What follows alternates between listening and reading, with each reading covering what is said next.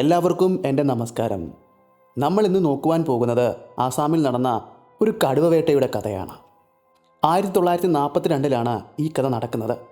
ഏകദേശം 6 മാസക്കാലം ആസാമിലെ കാടുകൾക്ക് സമീപത്തുള്ള ഗ്രാമങ്ങളിൽ വിനാശം വിതച്ച ഒരു കടുവയെ പിടികൂടിയ കഥയാണ് നമ്മൾ പറയുന്നത്. തന്ത്രശാലിയും കൗശലക്കാരനുമായ ഒരു കടുവ കൂടിയായിരുന്നു അവൻ. അതിസാഹസികമായിട്ടാണ് അവനെ പിടികൂടിയത്. അതുമാത്രമല്ല, ഇന്ന് പറയാൻ പോകുന്ന ഈ കഥയിലെ ഈ കടുവയ്ക്ക് കുറച്ച് പ്രത്യേകതകളുണ്ട്. നമ്മൾ ഇന്ന് പറയുവാൻ പോകുന്ന കഥയിലെ കഥാനായകൻ്റെ പേര് അറാൻ റംഗ എന്നാണ്. അതുപോലെ തന്നെ ഈ കഥയിൽ ഞാൻ എന്ന് മാത്രമായിരിക്കും പറയുന്നത്. ഇനി നമുക്ക് നമ്മുടെ ഇന്നത്തെ കഥയിലേക്ക് പോകാം. നിങ്ങൾക്ക് കഥകൾ ഇഷ്ടമാണെങ്കിൽ ചാനലൊന്ന് സബ്സ്ക്രൈബ് ചെയ്ത് വെക്കുക. നമ്മൾ ഇങ്ങനെയുള്ള കഥകളാണ് നമ്മുടെ ചാനലിൽ ചെയ്യുന്നത്. പിന്നെ വീഡിയോ ഒന്ന് ലൈക്ക് ചെയ്യുവാനും നിങ്ങളുടെ അഭിപ്രായങ്ങൾ താഴെ കമൻറ്റ് ചെയ്യാനും മറക്കല്ലേ. Welcome back to sniper school.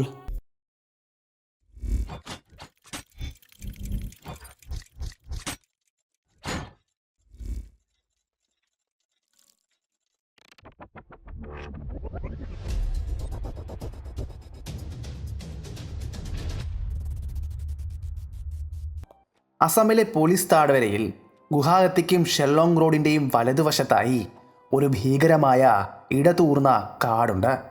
അതിൻ്റെ പേര് കേട്ടാൽ തന്നെ മനുഷ്യൻ്റെ ഹൃദയത്തിൽ ഭയം കയറും.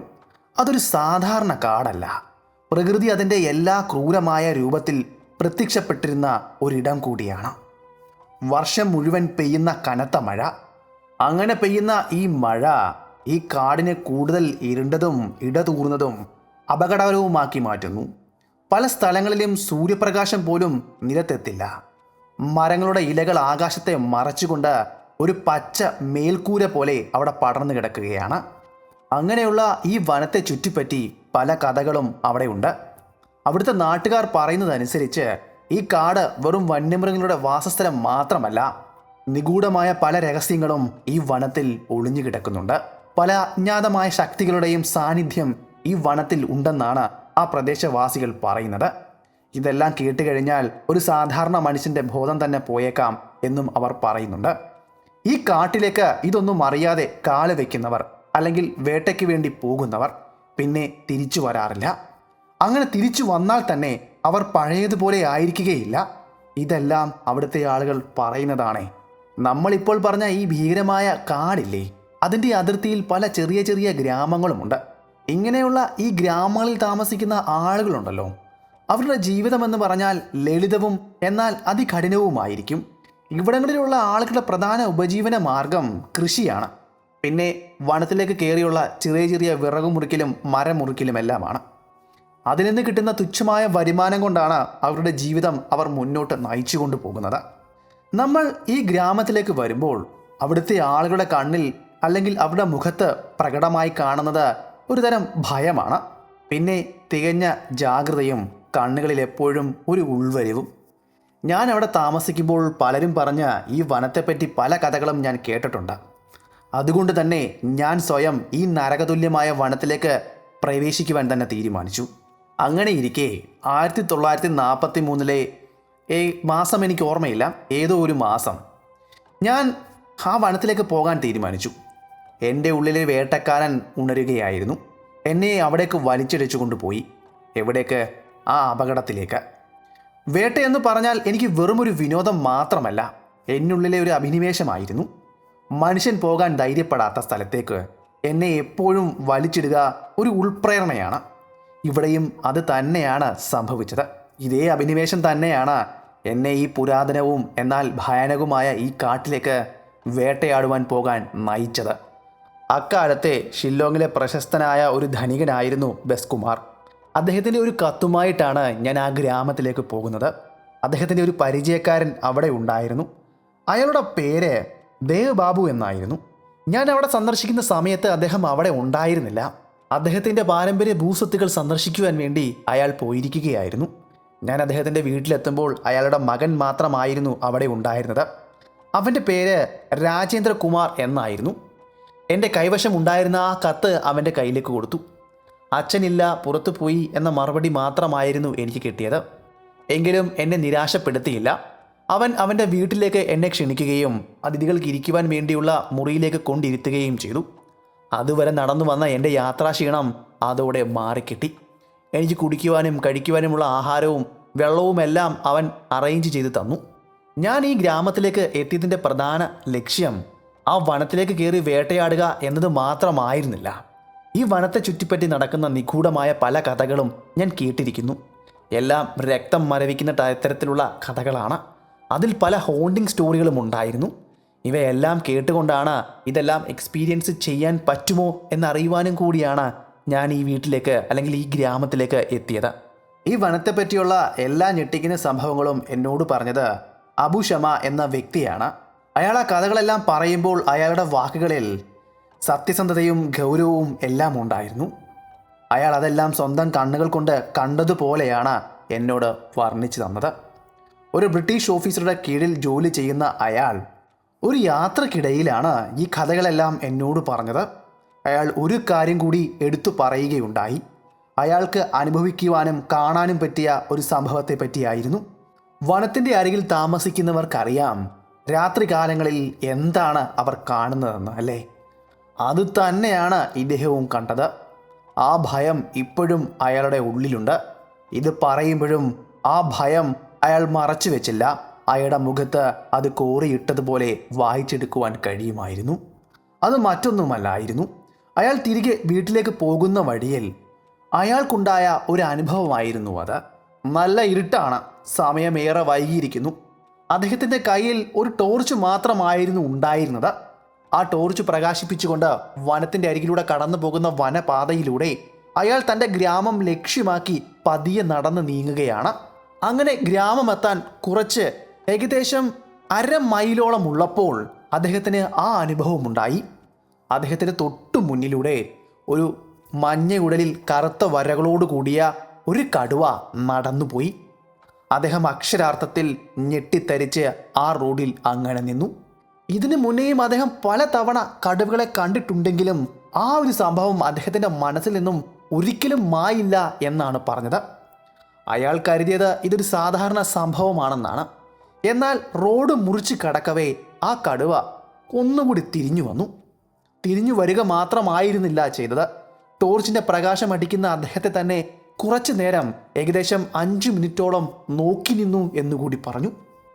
എന്ത് ചെയ്യണം എന്ന് പോലും അറിയാതെ പകച്ച് പതറി നിൽക്കുന്ന സന്ദർഭമായിരുന്നു അത്. തിരിഞ്ഞോടുക എന്നത് അസാധ്യമാണ്. ഒരു കടുവയുടെ കയ്യിൽ നിന്നും എങ്ങനെയാണ് ഓടി രക്ഷപ്പെടാൻ കഴിയുക? അപ്പോഴാണ് അദ്ദേഹത്തിൻ്റെ ബുദ്ധി പ്രവർത്തിച്ചത്. അദ്ദേഹം ടോർച്ച് അണച്ചില്ല. ആ ടോർച്ച് ആ കടുവയുടെ കണ്ണിലേക്ക് തന്നെ അങ്ങനെ കത്തിച്ച് പിടിച്ചുകൊണ്ടിരുന്നു. കുറേ സമയം കഴിഞ്ഞപ്പോൾ ആ കടുവ ആ നോട്ടം അവസാനിപ്പിച്ച് തിരികെ വനത്തിലേക്ക് നടന്നുപോയി. അയാൾ ആ നിപ്പ് അങ്ങനെ നിന്നു. കടുവ വനത്തിലേക്ക് കയറി അപ്രത്യക്ഷമാകുന്നത് വരെയും അദ്ദേഹത്തിൻ്റെ ടോർച്ചിൻ്റെ വെളിച്ചം ആ കടുവയെ പിന്തുടർന്നു. അദ്ദേഹത്തിൻ്റെ ടോർച്ചിൻ്റെ വെളിച്ചം അവിടെ അവസാനിച്ചിരുന്നുവെങ്കിൽ, അല്ലെങ്കിൽ അദ്ദേഹത്തിൻ്റെ ബാറ്ററി തീർന്നിരുന്നുവെങ്കിൽ അദ്ദേഹത്തിന് എന്തായിരിക്കാം ഉണ്ടാകാൻ പോകുന്നതെന്ന് പറയേണ്ട കാര്യമില്ലല്ലോ. അതെ, അത് തന്നെ, കൃത്യമായി അത് തന്നെയായിരിക്കും അവിടെ നടക്കാൻ പോകുന്നത്. ആ കടുവ അയാളെ കൊല്ലും, അത് തീർച്ചയാണ്. എന്താണ് ഇത്ര ഉറപ്പ് എന്നല്ലേ നിങ്ങൾ ആലോചിക്കുന്നത്? ഉറപ്പുണ്ടെന്നേ. ഉറപ്പുള്ളത് കൊണ്ടാണ് ഇങ്ങനെ എടുത്തു പറയുന്നത്. കാരണം ഈ സംഭവം നടന്ന് കൃത്യമായി ഏകദേശം 2 ആഴ്ചകൾക്കപ്പുറം അദ്ദേഹത്തിൻ്റെ ഗ്രാമത്തിൽ നിന്നും ഒരു യുവാവിനെ കടുവ കൊലപ്പെടുത്തി അവൻ്റെ ആഹാരമാക്കി മാറ്റി. അയാൾ അന്ന് രാത്രിയിൽ കണ്ട ആ കടുവ തന്നെയായിരുന്നു ഇത് പിന്നിലെന്ന് അദ്ദേഹത്തിന് സംശയിക്കേണ്ട കാര്യം ഏതുമില്ലായിരുന്നു. കാരണം ഒരു കടുവയുടെ ടെറിട്ടറിയിൽ മറ്റൊരു കടുവ വരാറില്ല. ആ ഒരു സംഭവം കൂടി കേട്ടപ്പോൾ അദ്ദേഹം വല്ലാതെ തളർന്ന് അവിടെ ഇരുന്നു പോയി. തൻ്റെ ഭാഗ്യം ഒന്നുകൊണ്ട് മാത്രമാണ് അന്ന് അവിടെ നിന്നും അദ്ദേഹം രക്ഷപ്പെട്ടത്. അതുമാത്രമല്ല, അദ്ദേഹം ഗ്രാമത്തിലേക്ക് പോകുന്ന വഴിയിലും ആരോ തന്നെ പിന്തുടരുന്നതായി അദ്ദേഹത്തിനൊരു തോന്നൽ തോന്നിയെന്നും അയാൾ പറയുന്നുണ്ടായി. അയാൾ പലവട്ടവും തിരിഞ്ഞു നോക്കവേ ആരെയും കാണാനിടയായില്ല. എന്നാൽ ആരൊക്കെയോ തന്നെ പിന്തുടരുന്നതായി അദ്ദേഹം കേട്ടു. ആ ശബ്ദം അയാൾ കേട്ടതാണ് എന്നയാൾ പറയുന്നു. എന്നാൽ ഒരുതരം ഭയത്തിൻ്റെ, അല്ലെങ്കിൽ അയാൾ ആ കണ്ട കാഴ്ചയുടെ മനസ്സിലുണ്ടായ പേടി, അതായിരിക്കാം ഒരുപക്ഷെ തൻ്റെ പിന്നിൽ വരുന്ന ശബ്ദങ്ങൾ കേൾക്കാനും അല്ലെങ്കിൽ തൻ്റെ പിന്നിൽ ആരോ ഉണ്ട് എന്ന തോന്നൽ അദ്ദേഹത്തിന് തോന്നിയതും. അതിൻ്റെ സത്യാവസ്ഥ എന്താണെന്ന് അറിയില്ല. ഞാൻ അയാളോട് ചോദിച്ചു, ഈ സംഭവങ്ങൾ നടന്നിട്ട് എത്ര നാളായി എന്ന്. അപ്പോഴാണ് അയാളത് പറഞ്ഞത്. ഏകദേശം 6 മാസത്തോളമായി കാണും ഈ സംഭവങ്ങളെല്ലാം അവിടെ നടന്നിട്ടെന്ന്. ആ കടുവയെ ആരെങ്കിലും പിടികൂടിയോ എന്ന് കൂടി ഞാൻ അയാളോട് ചോദിച്ചു. ഇല്ല എന്ന് തന്നെയായിരുന്നു അദ്ദേഹത്തിൻ്റെ മറുപടി. അതിനർത്ഥം ഇപ്പോഴും ആ കടുവ ആ ഗ്രാമത്തിൻ്റെ ചുറ്റിപ്പറ്റി നടക്കുകയാണെന്ന് തന്നെയാണ്. ആ വനത്തോട് ചേർന്ന് നിൽക്കുന്ന ഗ്രാമങ്ങളിലെല്ലാം ഈ കടുവയുടെ ശല്യമുണ്ട്. ഒരു ദിവസം ഒരു ഗ്രാമത്തെയാണ് അത് ആക്രമിക്കുന്നതെങ്കിൽ 2-3 ദിവസങ്ങൾക്കൊപ്പം മറ്റൊരു സ്ഥലത്ത് മറ്റൊരു ഗ്രാമത്തെ ആയിരിക്കും അത് ആക്രമിക്കുന്നത്. ഇങ്ങനെയാണ് അത് മുന്നിലേക്ക് പോകുന്നത്. അതിൻ്റെ കൂടെ ഒരു കാര്യം കൂടി അയാൾ പറഞ്ഞു. ആ വനത്തെ ചുറ്റിപ്പറ്റി പല കഥകളുമുണ്ട്. അതിനാൽ തന്നെ ആ വനത്തിലേക്ക് പ്രവേശിച്ച് ആ കടുവയെ പിന്തുടർന്നുകൊണ്ട് വേട്ടയാടുക എന്നത് അവിടെയുള്ള ആളുകൾക്ക്, അതായത് നാടൻ വേട്ടക്കാർക്ക് സാധിക്കുന്ന കാര്യമല്ല. കാരണം അവരുടെ ഉള്ളിലെ ഭയമാണ് അതിന് കാരണം. അടുത്തുള്ള അയൽപ്പക്കത്തെ ഗ്രാമങ്ങളിൽ നിന്നും ആളുകളെ കൊണ്ടുവരാമെന്ന് പറഞ്ഞാലും അവർക്കും ഇത് തന്നെയുണ്ട്. അവരെല്ലാം ഈ കാടിനെപ്പറ്റി പല കഥകളും കേട്ടിട്ടുണ്ട്. പല അനുഭവങ്ങളും പലർക്കും ഉണ്ടായിട്ടുമുണ്ട്.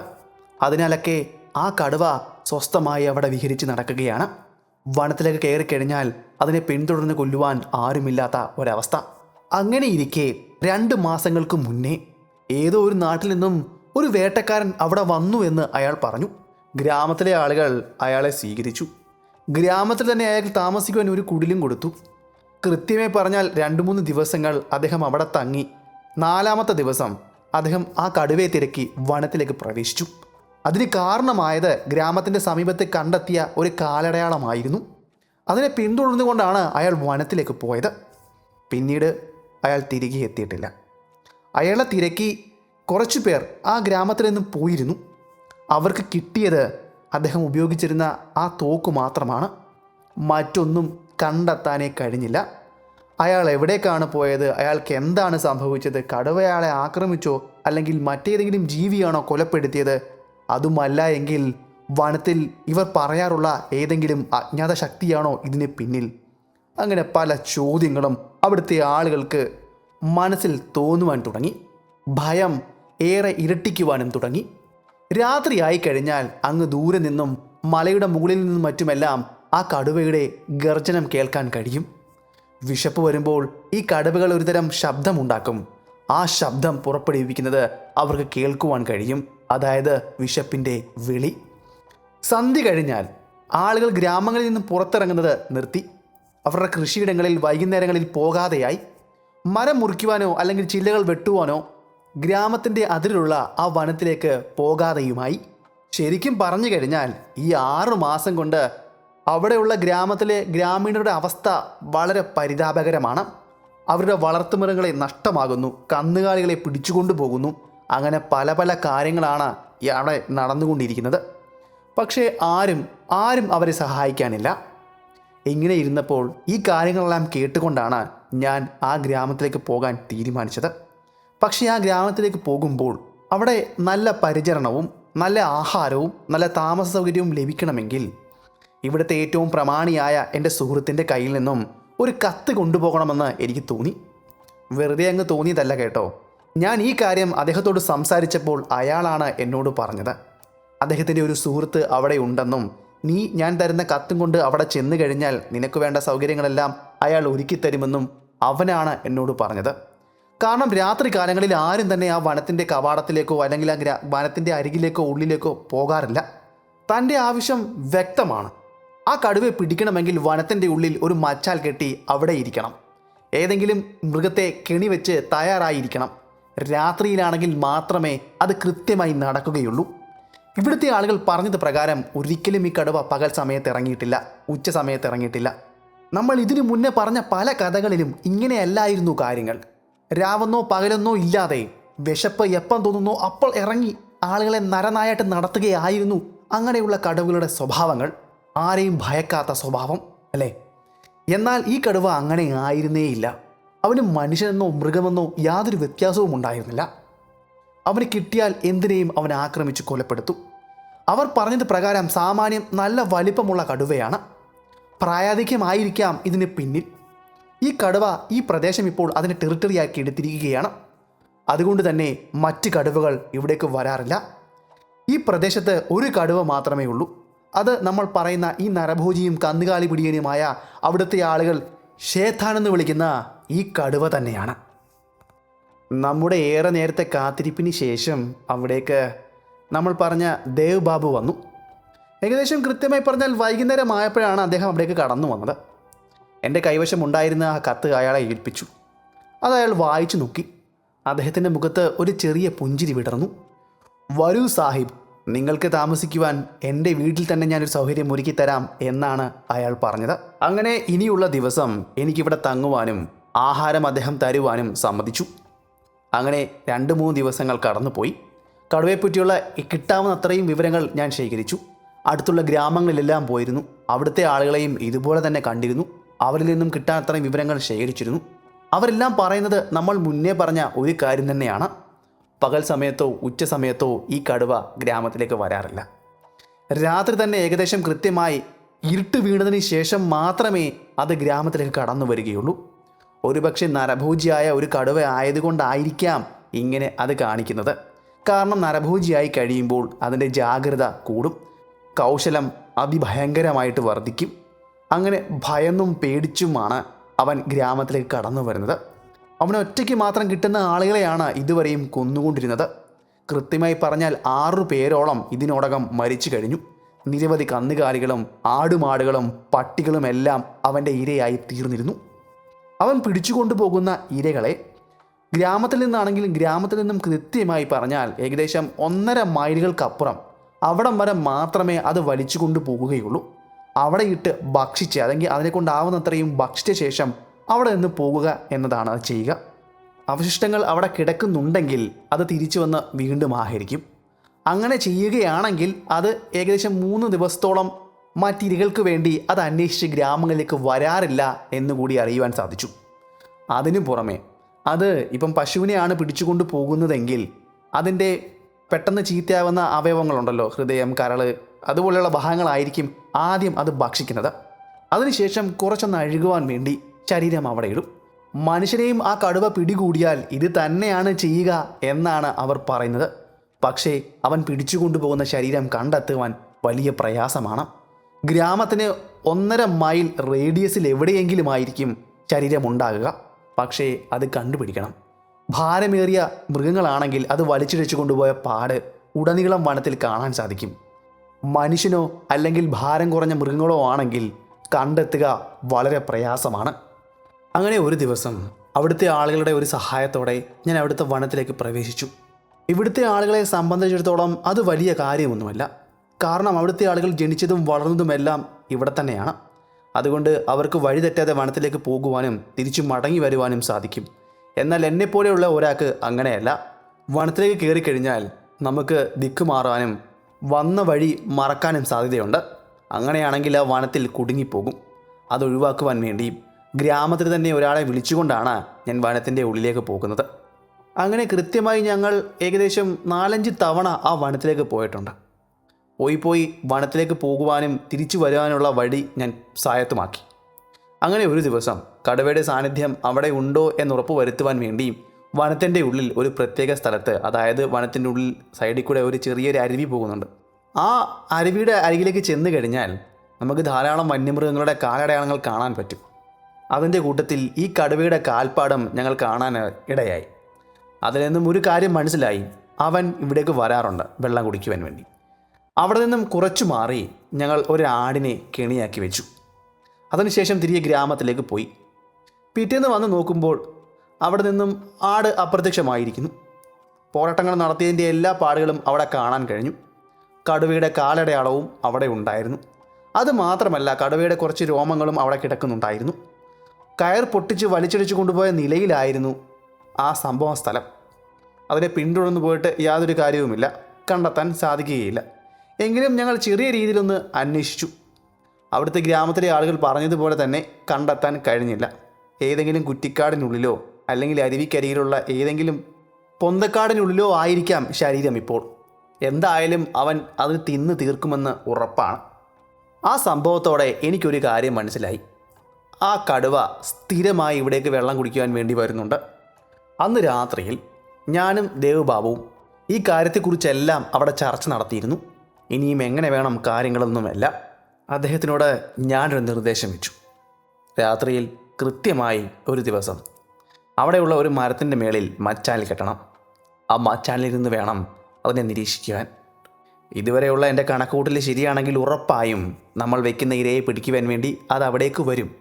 അങ്ങനെ വരികയാണെങ്കിൽ മച്ചാനിൽ നിന്ന് കൃത്യമായി അതിനെ കൊല്ലാൻ സാധിക്കും. അദ്ദേഹം ഒരു കാര്യം പറഞ്ഞു, രാത്രിയിൽ ആ വനത്തിലേക്ക് പോകുന്നത് തികച്ചും അപകടകരമാണ്. അതെന്താണെന്ന് പറയുവാൻ ഞാൻ ആഗ്രഹിക്കുന്നില്ല. എങ്കിലും നിങ്ങൾ വന്ന നാൾ തൊട്ട് കേട്ട ചില കഥകൾ ഉണ്ടായിരിക്കുമല്ലോ ഇവിടെ, ഈ വനത്തെപ്പറ്റിയും ഈ വനത്തെ ചുറ്റിപ്പറ്റിയും ഈ ഗ്രാമത്തെ പറ്റിയുമെല്ലാം. ഇവിടുത്തെ ആളുകൾക്ക് ഞങ്ങൾ കുറച്ച് വിശ്വാസങ്ങളുണ്ട്. അതുകൊണ്ട് തന്നെ ആ വനത്തിലേക്ക് ഞങ്ങൾ രാത്രിയിൽ പോകില്ല. അയാൾ കട്ടായം പറഞ്ഞു. ഇനിയും പോകുകയാണെങ്കിൽ ഞാൻ തനിച്ചു വേണം അവിടേക്ക് പോകുവാൻ. ഞാൻ കുറച്ചു നേരം ചിന്തിച്ചതിന് ശേഷം ഇതല്ലാതെ മറ്റൊരു വഴിയും ഇല്ലാത്തതുകൊണ്ട് അദ്ദേഹത്തോട് പറഞ്ഞു, ഞാൻ ഒറ്റയ്ക്ക് പൊക്കോളാം. വൈകുന്നേരം ആകുമ്പോഴേക്കും ഞാൻ അവിടേക്ക് പോകാം. രാവിലെ നിങ്ങളുടെ എല്ലാം കുറച്ച് ആളുകളുടെ സഹായത്തോടെ വേണം അവിടെ മച്ചാൽ കെട്ടാൻ. മച്ചാൽ കെട്ടി വൈകുന്നേരം ഞാൻ അവിടേക്ക് പോകാം. മച്ചാനിൽ കയറിയിരിക്കാം. രാവിലെ ആകുമ്പോഴേക്കും ഞാൻ മടങ്ങിയെത്താം. ദൗത്യം പൂർത്തിയാകുകയാണെങ്കിൽ ആ വിവരം നിങ്ങളെ അറിയിക്കുകയും ചെയ്യാം. ഈ വിവരം ഞാൻ അയാളോട് പറഞ്ഞു. മനസ്സില്ലാ മനസ്സോടെ അയാൾ സമ്മതം മൂളി. പിറ്റേന്ന് രാവിലെ തന്നെ എനിക്ക് വേണ്ട സഹായങ്ങളെല്ലാം അയാൾ ചെയ്തു തന്നു. ഗ്രാമത്തിൽ നിന്നും 2-3 പേരെ എനിക്കൊപ്പം ആ വനത്തിലേക്ക് വിട്ടയച്ചു. അങ്ങനെ ഏകദേശം ഉച്ച കഴിഞ്ഞതോടെ മച്ചാൻ്റെ പരിപാടികളെല്ലാം പൂർത്തിയാക്കി ഞാനും അവരും തിരികെ ഗ്രാമത്തിലേക്ക് എത്തി. അന്ന് വൈകുന്നേരമാണ് ഞാൻ വനത്തിലേക്ക് പോകുവാൻ വേണ്ടിയിരുന്നത്. അതിനു മുന്നേ ഈ കടുവ ഈ ഗ്രാമത്തിൽ വരുത്തി വെച്ച ഒരു കൊലപാതകത്തിൻ്റെ കഥ പറയാം. അതിനുശേഷം ഞാൻ ഈ കടുവയെ കൊല്ലുവാൻ പോയ കഥ പറയാം. ഇല്ലെങ്കിൽ ഒരുപക്ഷെ നിങ്ങൾക്ക് തോന്നിയേക്കാം നിരപരാധിയായ ഒരു കടുവയായിരിക്കാം ഞാൻ വേട്ടയാടിയതെന്ന്. അത്താഴമെല്ലാം കഴിച്ചതിന് ശേഷം അയാൾ വീടിന് മുറ്റത്തേക്ക് ഇറങ്ങിയ സമയത്താണ് തൻ്റെ നായ വല്ലാതെ കുരയ്ക്കുന്ന ശബ്ദം അയാൾ കേട്ടത്. കാര്യം എന്തിനാണ് ആ നായ ഇത്രയും കിടന്ന് കുരയ്ക്കുന്നതെന്നോ അയാൾക്ക് മനസ്സിലായില്ല. അയാൾ കരുതിയത് അവിടെ എന്തോ ഒന്ന് ഒളിച്ചിരിക്കുന്നുണ്ട്. ഒന്നുകിൽ പാമ്പായിരിക്കാം, അല്ലെങ്കിൽ മറ്റേതെങ്കിലും ജീവിയായിരിക്കാം, അതുമല്ലെങ്കിൽ ഏതെങ്കിലും കള്ളന്മാരോ കൊള്ളക്കാരോ ആയിരിക്കാം. എന്തായാലും തൻ്റെ വീടിൻ്റെ ചുമരിൽ ചാരി വെച്ചിരുന്ന ഒരു നീളമുള്ള ഒരു വടി അയാൾ കയ്യിലെടുത്തു. അത്യാവശ്യം നല്ല കനമുള്ള ഒരു വടിയാണത്. അത് കയ്യിലെടുത്ത് നായ നോക്കി കുരയ്ക്കുന്ന ഭാഗം ലക്ഷ്യമാക്കി അയാൾ പതിയെ നടന്നു. പോകുമ്പോൾ അയാൾ ഉറക്കെ വിളിച്ചു പറഞ്ഞു, വീടിൻ്റെ വാതിൽ അടയ്ക്കുവാൻ. കേട്ടതും അദ്ദേഹത്തിൻ്റെ ഭാര്യ അയാളുടെ വീടിൻ്റെ വാതിലടച്ചു. ജനാലിലൂടെ പുറത്തേക്ക് നോക്കി. അവരുടെ ഭർത്താവ് ഒരു വടി കയ്യിൽ പിടിച്ചുകൊണ്ട് മുന്നിലത്തെ ഇരുട്ടിലേക്ക് പതിയെ നടന്നു പോകുകയാണ്. അദ്ദേഹം ഏതാണ്ട് അടുത്തെത്തിയ ശേഷം അവിടെ നിന്നും കേട്ടത് ഒരു പാമ്പിൻ്റെ ചീറ്റലോ ഒരു മനുഷ്യൻ്റെ ശബ്ദവുമായിരുന്നില്ല, മറിച്ച് ഒരു മുറുമുറുക്കും ഒരു കടുവയുടെ ഗർജനവുമായിരുന്നു. അതിലെല്ലാം ഉണ്ടായിരുന്നു. അയാളുടെ ഭാര്യ നോക്കി നിൽക്കെ അതവിടെ സംഭവിച്ചു. ഒരു കുതിപ്പിന് ആ കടുവ അയാളുടെ മുകളിലേക്ക് വന്നു വീണു. അവിടെ വെച്ച് കടിച്ചു കുടഞ്ഞു. അതിനുശേഷം തൂക്കിയെടുത്ത് വനത്തിലേക്ക് പോയി. രക്തത്തുള്ളികളും വലിച്ചിഴിച്ച പാടുമുണ്ടായിരുന്നു. വനത്തിൻ്റെ കവാടത്തിൽ വെച്ച് എല്ലാം നഷ്ടമായി. പിന്നീട് എങ്ങോട്ടാണ് കൊണ്ടുപോയതെന്ന് ആർക്കും കണ്ടെത്താൻ കഴിഞ്ഞില്ല. ഈ ഒരു സംഭവമാണ് നമ്മൾ കഥയുടെ തുടക്കത്തിൽ പറഞ്ഞില്ലായിരുന്നു.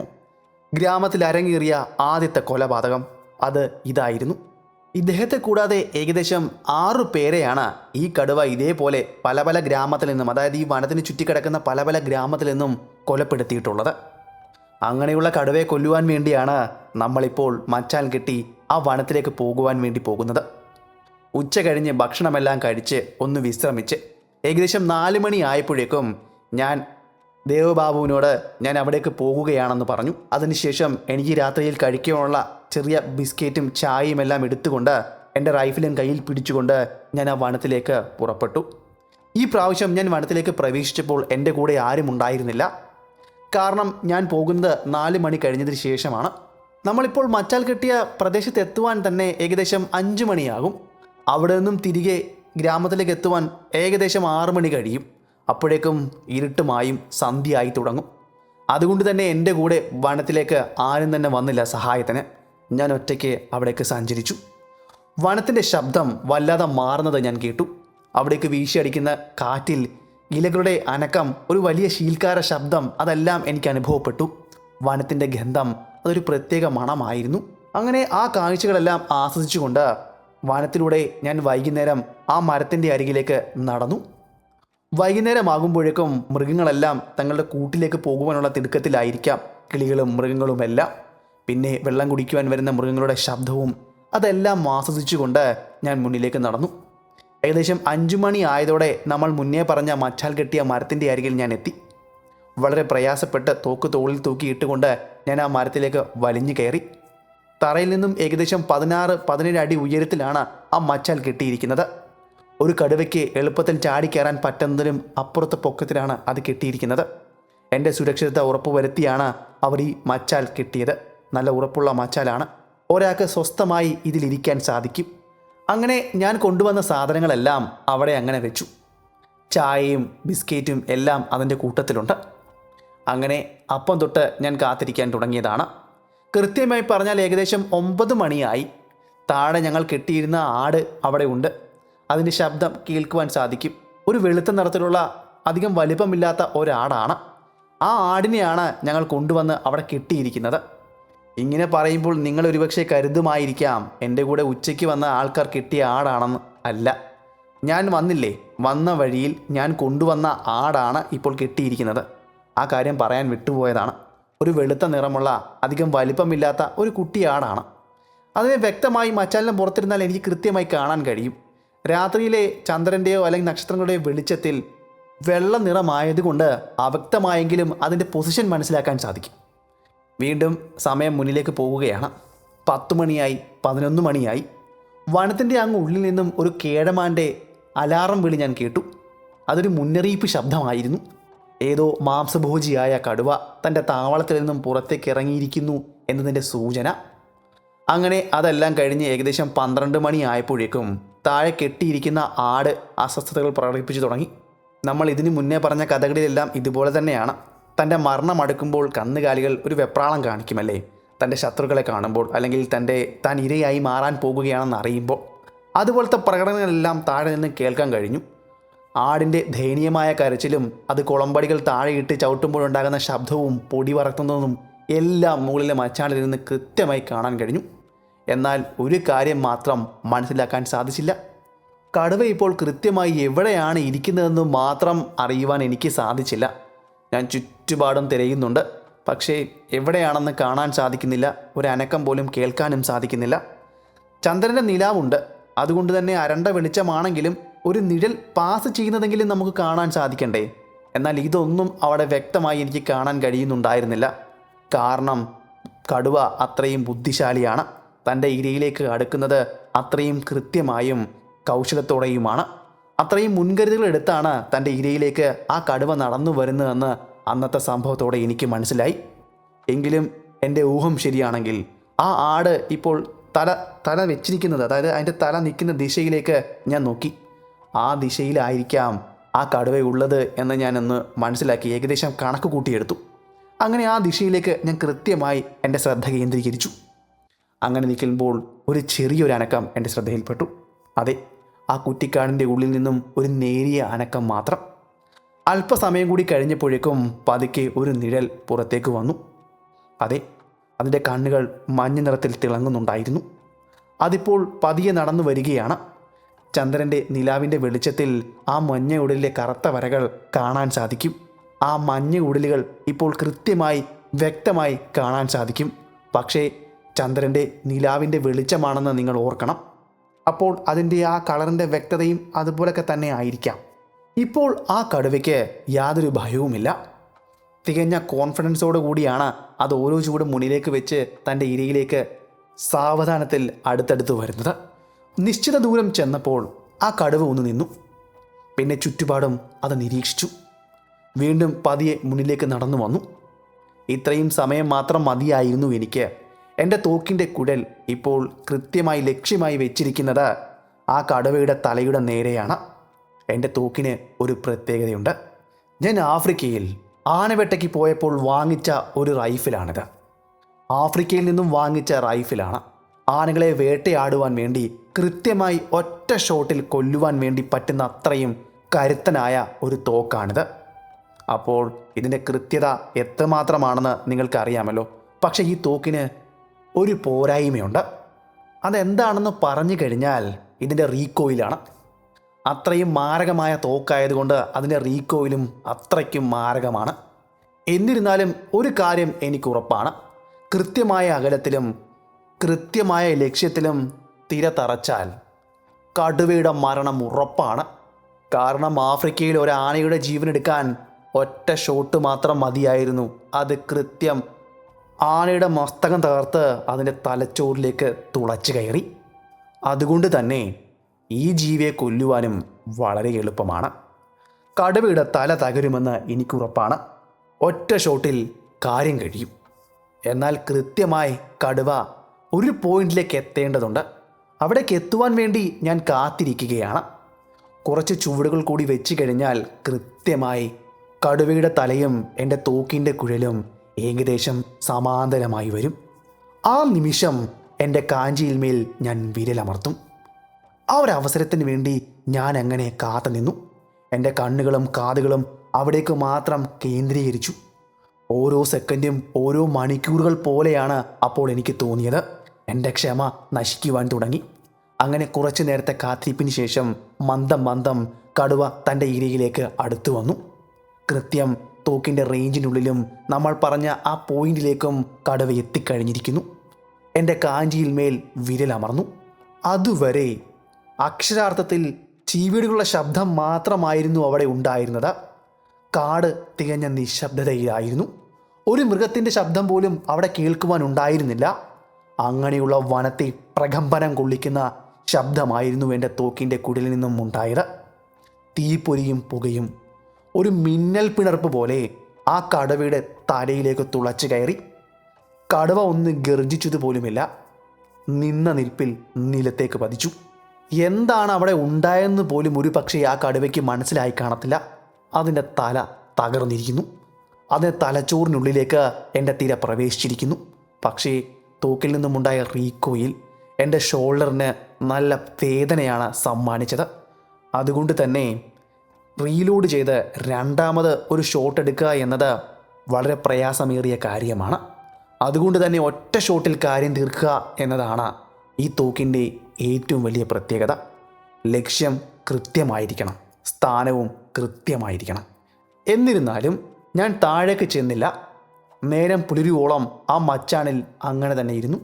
സൂര്യൻ്റെ ആദ്യ കിരണങ്ങൾ ആ വനത്തിൻ്റെ ഇലകളെയെല്ലാം കീറി മുറിച്ചുകൊണ്ട് നിലത്ത് പതിച്ച് ആ സമയമാണ് ഞാൻ മച്ചാണിൽ നിന്നും താഴേക്ക് ഇറങ്ങുന്നത്, ആ കടുവയെ പരിശോധിക്കുന്നത്. സത്യം, കടുവയുടെ തല പൂർണ്ണമായും തകർന്നു കഴിഞ്ഞിരുന്നു. കാരണം കടുവയും ഞാനും തമ്മിൽ വളരെ ഡിസ്റ്റൻസ് കുറവായിരുന്നല്ലോ. അതുകൊണ്ട് തന്നെ കടുവയുടെ തല പൂർണ്ണമായും തകർന്നു പോയിരുന്നു. കൃത്യമായി തലച്ചോറ് ചിതറിച്ച് കാണണം. കടുവയുടെ ചുറ്റുമൊന്ന് നടന്നു. അതിൻ്റെ വലിപ്പം ഞാനൊന്ന് മനസ്സിലാക്കി. ഞാൻ വേട്ടയാടി കൊന്നതിൽ വെച്ച് സാമാന്യം നല്ല വലിപ്പമുള്ള ഒരു കടുവയാണിത്. പ്രായാധിക്യം കൊണ്ട് തന്നെയാണ് ഈ കടുവ നരഭോജിയായി മാറിയെന്നും അതോടെ എനിക്ക് ബോധ്യപ്പെട്ടു. ഞാൻ അവിടെ കെട്ടിയിരുന്ന ആടിൻ്റെ അരികിലേക്ക് പോയി. അതിന് തലയിലൊന്നും തലോടി. പിന്നെ അതിനെ അവിടെ നിന്ന് അഴിച്ചുകൊണ്ട് ഗ്രാമത്തിലേക്ക് നടന്നു. ഗ്രാമത്തിലെത്തിച്ചേർന്ന് ആടിനെ കൈമാറി ആ സന്തോഷ വിവരം ഗ്രാമത്തിലെ ആളുകളോട് പറഞ്ഞു. അപ്പോഴാണ് അവരുടെ മുഖത്തെ ആ ഭയം മാറിയത്. ഞാൻ തിരിച്ചു വരില്ല എന്ന് തന്നെയായിരുന്നു അവിടുത്തെ ആളുകൾ വിശ്വസിച്ചിരുന്നത്. പക്ഷേ ഞാൻ തിരിച്ചെത്തിയതും അവർക്ക് സന്തോഷം പറഞ്ഞറിയിക്കാൻ വയ്യായിരുന്നു. ഗ്രാമത്തിലെ ആളുകളെ എല്ലാം കൂട്ടിക്കൊണ്ട് ഞാൻ സംഭവം നടന്ന സ്ഥലത്തേക്ക് പോയി.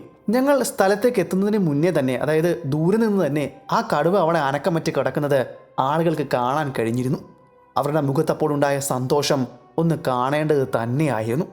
കാരണം മാസങ്ങളായി അവരെ അലട്ടിയിരുന്ന ഒരു പേടി സ്വപ്നത്തെയാണ് ഇപ്പോൾ എലിമിനേറ്റ് ചെയ്തിരിക്കുന്നത്. നമ്മുടെ ഇന്നത്തെ കഥ ഇവിടം കൊണ്ട് അവസാനിക്കുകയാണ്. ഞാൻ ഇന്ന് പറഞ്ഞ ഈ ചെറിയ കഥ നിങ്ങൾക്ക് ഇഷ്ടമായെങ്കിൽ ചാനൽ സബ്സ്ക്രൈബ് ചെയ്യുന്ന കാര്യം പരിഗണിക്കുക. അതുപോലെ നിങ്ങളുടെ ഇഷ്ടം കമൻറ്റിലൂടെയും ലൈക്കിലൂടെയും അറിയിക്കുക. അപ്പോൾ പുതിയൊരു വീഡിയോയുമായി അടുത്ത ദിവസം വരുന്നതായിരിക്കും. അതുവരെ ഗുഡ് ബൈ.